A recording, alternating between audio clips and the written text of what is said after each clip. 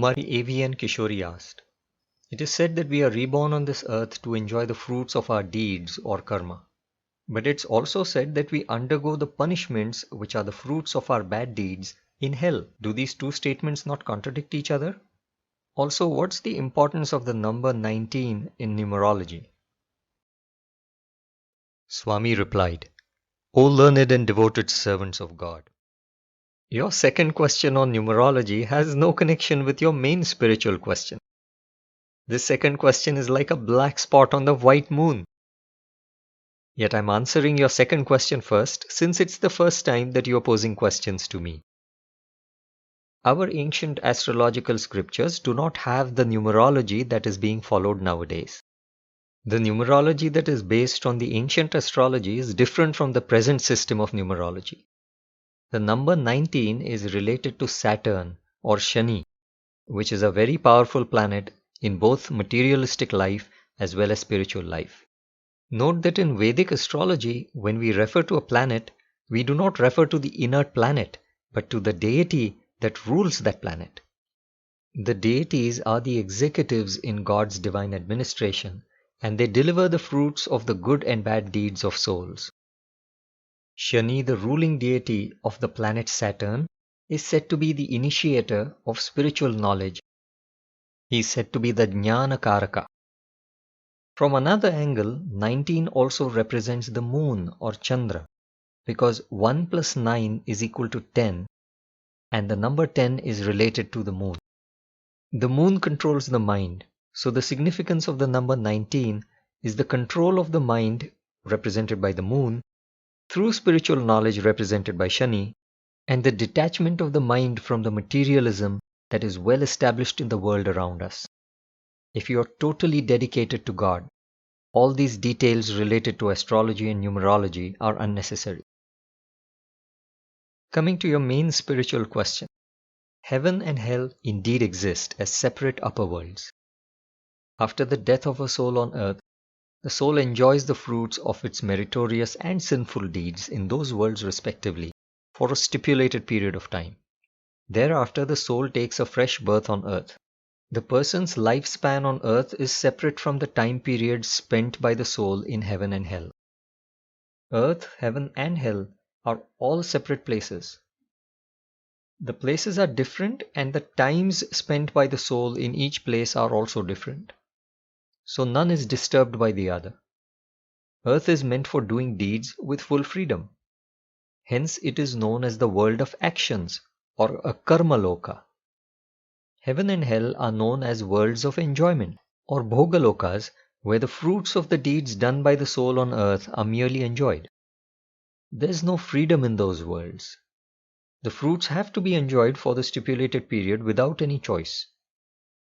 No new deeds are done in those worlds. On earth, while the person is performing deeds, the enjoyment of the fruits of the deeds should not disturb the person. Similarly, while the soul is enjoying the fruits in the upper worlds, the performance of deeds should not disturb the soul's enjoyment. Hence the deed and its fruit are kept in separate places and times so that they do not interfere with each other. This is the general rule, but there are some exceptions. One exception is that the fruits of very intensive deeds of a soul are to be enjoyed by the soul on earth itself. Another major and overall exception is that God can draw any fruit from the life cycle of a soul and grant it to the soul to enjoy at any particular time. This is done with a view to reforming the soul. The soul is the disciple and God is the divine spiritual preacher. Hence God closely attends to the activity of reforming the soul. So the separation of the deed and its fruit in place and time is not a hard and fast rule. The place and time of the delivery of the fruits of the soul's deeds is ultimately decided by God, who is the supermost authority and the possessor of the supermost knowledge. His decision is most effective for reforming the soul and for providing eternal benefit to the soul. Every soul on earth is made of the three fundamental qualities Sattvam, Rajas and Tamas. Sattvam represents knowledge, softness of nature, and devotion to God. Rajas represents ego, greed, and activity. Tamas represents ignorance, rigid attachment to worldly enjoyment, and inactivity. Each soul has its own specific ratio of these three qualities, which remains approximately fixed, though there might be slight changes.